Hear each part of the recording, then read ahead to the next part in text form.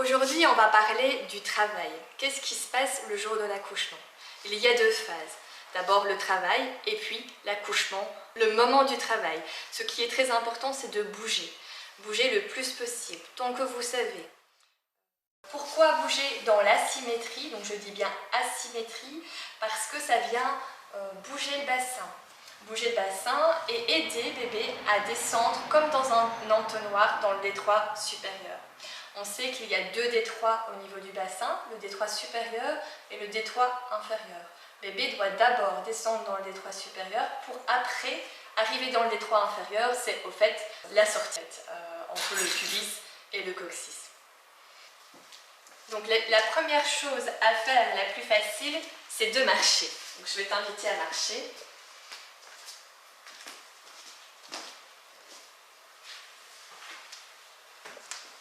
Marcher en levant les genoux. Marcher normalement.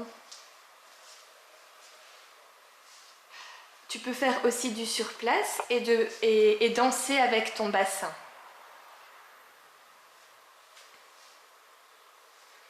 De gauche à droite, d'avant en arrière.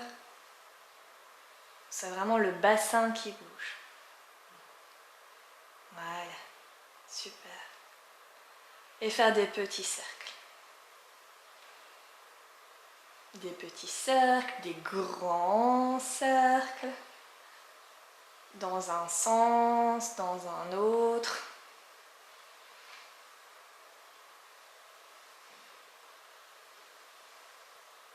Et quand tu as une contraction, à ce moment-là, il y a plusieurs possibilités. Si tu es tout près d'un mur, je t'invite à aller près du mur, de venir mettre tes mains contre le mur. Voilà, de pousser les mains contre le mur et d'incruster tes pieds au sol. Et donc, c'est vraiment, je mets tout mon poids du corps et je pousse avec mes pieds pour rentrer dans le sol et je pousse avec mes mains pour rentrer dans le mur et souffler le temps de la contraction. Alors, tu peux tendre tes genoux aussi. Voilà, et je pousse. Et alors, j'ai une contraction, je souffle, je souffle, je souffle le plus longtemps possible. Je vous invite vraiment à vous entraîner, à souffler le plus longtemps possible. Avec une paille dans un verre d'eau pour avoir un feedback. Ça peut être sifflé, ça peut être chanté. Moi personnellement, j'ai chanté le jour de mon accouchement et c'était juste magique et merveilleux. Et je me suis autorisée à faire ça pour pouvoir gérer mes contractions aussi longtemps que je pouvais. Voilà, je souffle, je souffle, je souffle, je souffle. Si tu veux faire un son, tu peux faire un son. Tu vas vraiment sentir le son qui est dans le ventre, tu vois.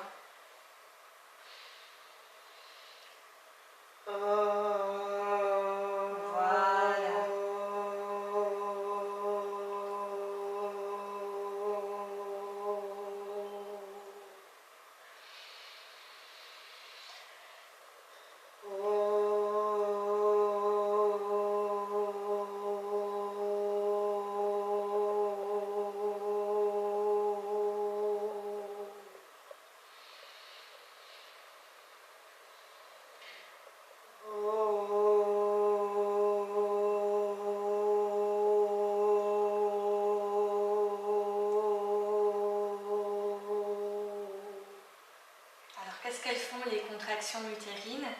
Elles aident à la fois à ouvrir le col de l'utérus. Il faut qu'il soit dilaté à 10 cm pour que bébé puisse passer. Elles aident également... Ça va? Elles aident également à faire descendre bébé dans le détroit supérieur. Alors, comment ça se fait? Donc l'utérus va se contracter et comme il se contracte, il vient serrer bébé et comme un tube de dentifrice, bébé il vient descendre. Alors pourquoi accompagner bébé dans l'expiration? Parce que quand tu souffles, qu'est-ce qui se passe? Ton ventre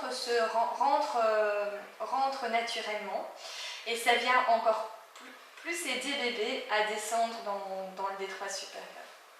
Et ça accompagne la contraction. Donc non seulement il y a l'utérus qui se ferme, mais en même temps, en soufflant, il y a ton ventre qui se dégonfle et qui pousse contre tes organes pour pouvoir aider bébé à descendre. Voilà. Alors, d'où cette importance d'être dans une position la meilleure possible et la plus droite possible. Pourquoi la plus droite possible? C'est une position anatomique qui permet de respirer par le ventre. Si vous êtes tassé comme ça, vous allez avoir tendance à respirer au niveau des épaules plutôt que par le ventre. Par contre, si vous vous redressez bien, eh bien, ça vient dégager le diaphragme et ça permet au diaphragme de bien fonctionner et donc de bien respirer.